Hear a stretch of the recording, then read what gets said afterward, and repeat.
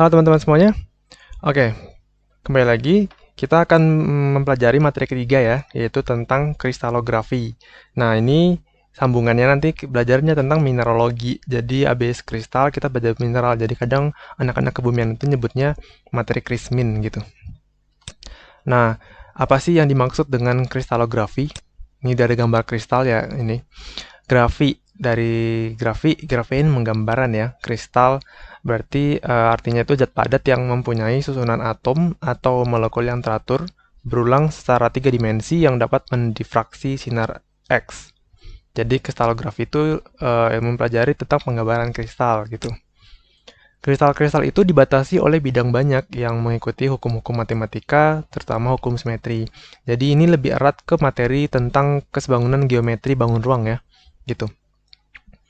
Keteraturan kristal tercermin dalam permukaan kristal berupa bidang-bidang datar dan rata yang mengikuti pola-pola tertentu. Jadi, tiap kristal itu nanti ada misalnya istilah-istilah tapi itu nggak terlalu maksudnya nggak terlalu dipelajari banget untuk tingkat kabupaten misalnya. Ada istilah gir atau giroida. Nah, itu nanti teknik simetri pencerminan dari kristal gitu. Jadi akan ada pola-pola yang sama, yang berulang. Nah, itu di situ lihat tingkat hukum kesimetriannya.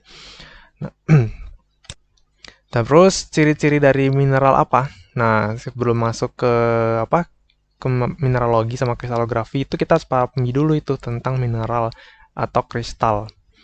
Nah, kristal tadi itu benda padat homogen, kemudian mempunyai atau tersusun oleh unsur kimia dan senyawanya. Jadi, dia tersusun dari beberapa gabungan reaksi senyawa tertentu ya.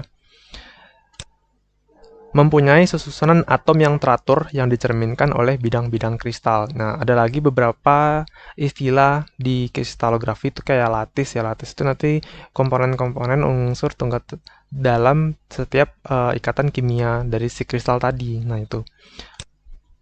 Nah, kristalisasi sebelum kita lanjutkan ke materi yang paling umum dipelajari kristalografi, kita harus pahami dulu tuh tentang proses kristalisasi atau proses pembentukan kristal. Itu artinya kristalisasi.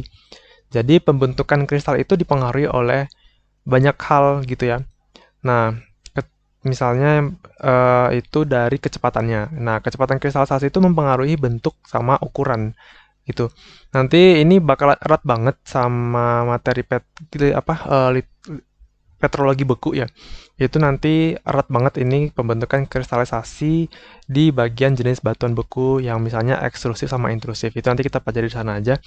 Itu nanti bakal kayak kecepatan itu benar-benar mempengaruhi seberapa besar sih bentuk butir dari si kristal di batuan gitu. Apalagi yang tipikal rock forming mineral atau mineral-mineral pembentuk batuan. Selanjutnya, ada kristal yang dapat terbentuk dari proses-proses seperti presipitasi sama kristalisasi.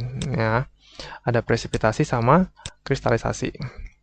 Nah, beberapa bentuk hasilnya itu dari bentuk kayak larutan. Solution itu misalnya dari mineral-mineral yang terbentuk dari larutan itu gipsum, halit, sama kalsit. Kemudian lelehan melt, contohnya itu orthoklas gitu ya. Ya, jadi lelehan itu contohnya ada orthoklas, hornblende, sama olivine. Gambarnya yang di bawah ini ya. Nah, kemudian untuk penguapan vapors itu contoh hasil proses kristalisasi dari proses uap itu ada gipsum, belerang, alunit. Gambarnya kayak gini. Ada juga ini anhidrit di sini. Nah, itu.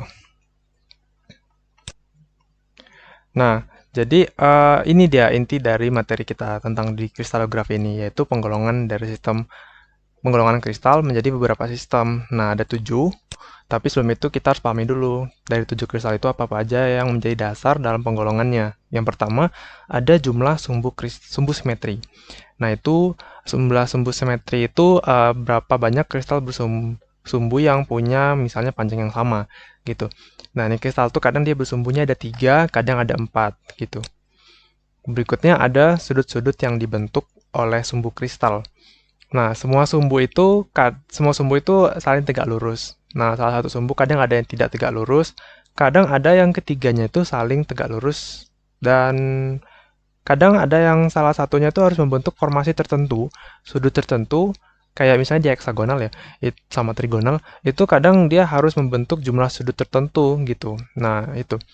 Jadi ada beberapa bentuk yang berbeda dari beberapa jenis kristal. Nanti kita bahas yang heksagonal. Kemudian yang berikutnya ada satuan panjang atau parameter yang diukur pada sumbu kristal. Nah, tiga sumbu mempunyai parameter yang sama, terkadang, dan kadang juga ada dua sumbu yang parameternya sama dan satu di antaranya berbeda.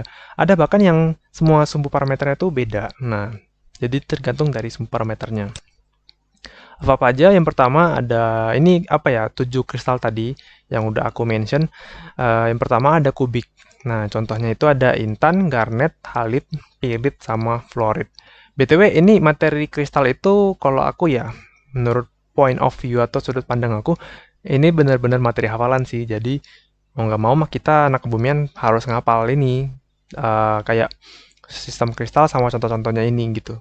Tapi ini beberapa contoh yang sering keluar, yang aku kasih tahu. Oke, yang berikutnya ada tetragonal. Contohnya ada rutil, anatas, dan vesuvianit. Kemudian ada heksagonal, kuarsa, grafit, vanadinit, sama apatit contohnya ya. Selanjutnya ada trigonal, atau kadang disebut rombohedral. Itu ada contoh brusit, cinnabar, basnesit, sama kalsit. Selanjutnya ada ortorombik. Contohnya itu ada anhidrit, olivine, staurolit, topas, hyperstein, enstatit, lausonit, silimanit, sama andalusit. Selanjutnya ada monoklin. Contohnya itu ada aegirin, ortoklas, biotit, muscovit, amfibol, pyroxene, gypsum, klorit, dan azurit. Dan yang terakhir ada triklin, contohnya itu ada kaulinit, kyanit, wollastonit, rhodonit, rhodochrosite, microcline, dan albit. Nah, BTW, ini sharing pengalaman dikit aja ya. Jadi di waktu Pak Nas itu, aku dikasih, kami semua ya, anak-anak Pak Nas itu dikasih buku-buku kayak kitabnya anak mineralogi, kristalgrafi gitu deh. Jadi pokoknya kalau nggak salah apa ya, asisten Pak Anas tuh bilang jarang ada geologis yang benar-benar hafal semua mineral dan kristal gitu. Jadi memang ini benar-benar hafalan gitu saking banyaknya ya sampai buka buku panduan mineralogi itu gitu. Jadi harus dicek pakai buku yang kira-kira itu cukup tebal sih bukunya. Jadi harus ngecek buku itu gitu. Jadi materi ini aku sarankan harus kuat hafalannya gitu sih. Oke, kita bahas sistem-sistem yang tadi contohnya dan sekarang kita bahas bentuknya kayak gimana. Yang pertama ada sistem isometrik. Kadang disebut juga sebagai sistem kubik ya, cube. Nah, ini. Apa sih ciri-cirinya? Yang pertama, tiga sumbu saling tegak lurus. Nah, ini wajib banget ya di isometrik. Jadi, antara A dan B kita kasih sini garis-garis bidang apanya ya, garis-garis parameternya. Ini yang dikatakan sebagai garis-garis parameter, guys. Nah, sudut-sudutnya antara garis parameter yang ini. Nah, ini kayak gini. Ini sudut-sudutnya nih. Nampak nggak sih? Ya, semoga nampak lah yang aku coret-coret di sini. Nah, ini misalnya garis A. Ya, ini A plus sama A min. Ini asumsi aja titik pusat dari ini, pertemuan antara semua parameter dan pusat simetri, itu merupakan anggap koordinat Kartesius gitu. Jadi ini yang bagian plus itu menghadap bilangan yang positif, yang min itu yang negatifnya gitu. Oke, yang garis A sama garis B itu tegak lurus. Nih garis A sama garis B itu saling tegak lurus, ya kan? Kemudian garis B dan garis C, garis B sama garis C yang ini ya. Nah, itu dia juga saling tegak lurus. C dan A juga saling tegak lurus. C dan A nih tegak lurus. Nih ya, sudutnya. Jadi semua saling tegak lurus di mana masing-masing panjang parameter sumbu A, B, dan C sama. Nah, sumbu A min, A plus itu dibuat 30 derajat terhadap B min. Nah, parameter A dibuat kode ini sepertiga B ini nanti ada beberapa pengkodean sih. Ini nggak perlu kita bahas sih, kayaknya terlalu dalam juga. Sepertiga B, kadang B sama dengan C sama dengan 3A. Ini untuk pembagian bidang simetrisnya nih. Nah, contoh dari sistem isometrik, contoh yang bentuk gambar modifnya itu kayak gini. Untuk contoh mineralnya itu ada halit. Nah, ini. Oke, lanjut. Selanjutnya ada tetragonal. Tetragonal ini tiga sumbunya saling tegak lurus ya. Tiga sumbunya. Misalnya A dan B yang tegak lurus. B dan C juga saling tegak lurus dan C saling tegak lurus. Tapi salah satu sumbu parameternya ada yang nggak sama panjang. Jadi misalnya A sama B yang ini, itu sama tegak lurusnya. Tapi yang C-nya itu kepanjangan, lebih panjang daripada A sama dengan B-nya gitu. A dan B-nya itu sama, C-nya beda sendiri, gitulah. Nah, sumbu A plus dibuat 30 derajat terhadap B min, dan parameter C dibuat 6A atau 2B. Ini untuk pengkodean kodenya ya. Bukan, ada banyak kode sih, yang salah satu yang terkenal tuh kayak kode Herman Mauguin nanti di situ. Tapi aku nggak terlalu mendalami bagian Herman Mauguin sih, soalnya that's to geology banget sih menurutku. Meanwhile aku anak meteorologi gitu. Nah, ini selanjutnya ada sistem tetragonal modifikasi ya. Bentuknya kayak gini, contohnya tuh ada skillet. Oke, selanjutnya ada sistem rombik atau ortorombik.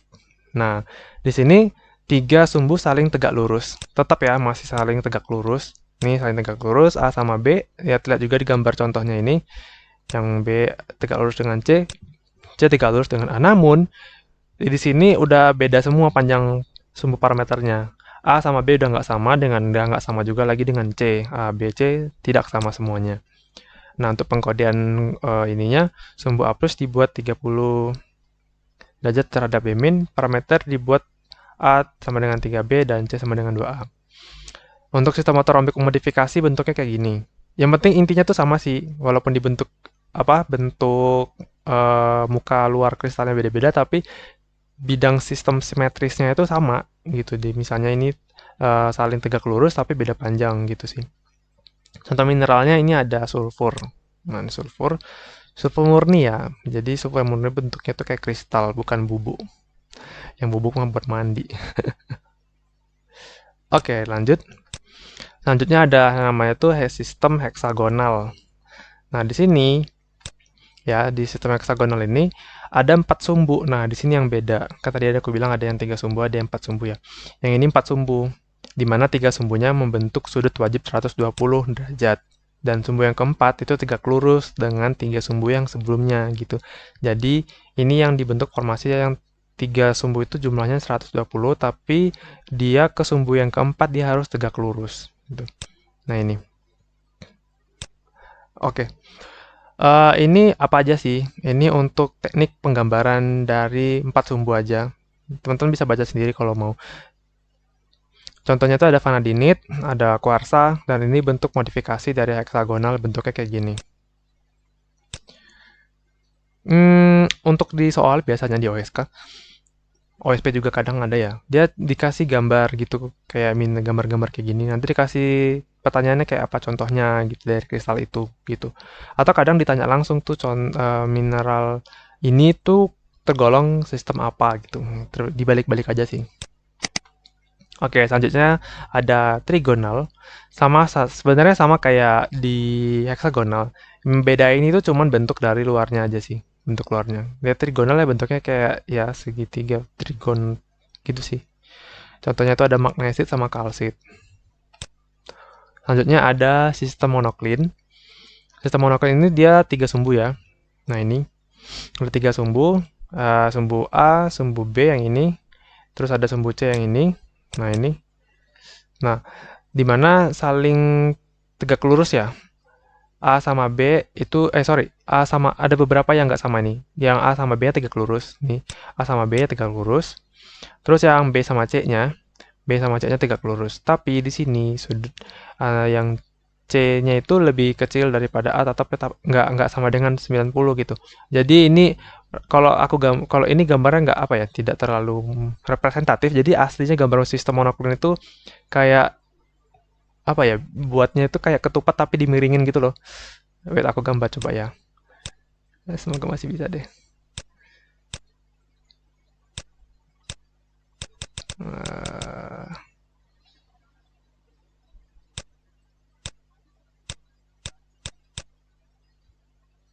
Nah, itu kayak di apa ya, dimiringin gitu. Jadi salah satu sumbunya itu tegak lurus kan, tapi dia salah satu laginya ke yang sumbu C, parameter C-nya itu dia beda gitu. Nggak sama 90 derajat. Dia kadang C-nya itu lebih kecil daripada salah satu sumbu gitu. Nah, ini salah satu sistem monoklin modifikasi. Contohnya itu ada mineral krokoid. Oke, selanjutnya ada triklin. Sistem kristal triklin itu ada 3 sumbu juga. Masing-masing saling tegak lurus, saling tidak tegak lurus ya, ini A sama B tidak tegak lurus. Nah, untuk penggunaan kodenya ini sumbu A plus dibuat 45 derajat terhadap C min dan sumbu B plus yang ini, nih, sumbu B plus dibuat 60 terhadap sumbu C yang plus C minnya yang ini. Nah, ini 60 derajat, ya sumbu yang A plusnya, ini sumbu A plus, garis A plus, dibuat 45 derajat terhadap C min yang ini. Nah ini, kebayang nggak sih ini kayak yang tadi juga sih, tapi mirip, hampir mirip. Ini dimiringin gitu. Untuk parameter penggunaan kodenya B sama dengan 2A, C 3B. Contohnya itu yang di triklin ada rhodochrosite. Kelihatan nggak sih ini bentuknya miring sekilas ya? Nah, oke, telah selesai. Terima kasih teman-teman telah memperhatikan videonya. Mohon maaf jika ada kekurangan dalam penjelasan saya. Sampai jumpa di video selanjutnya. Wassalamualaikum warahmatullahi wabarakatuh.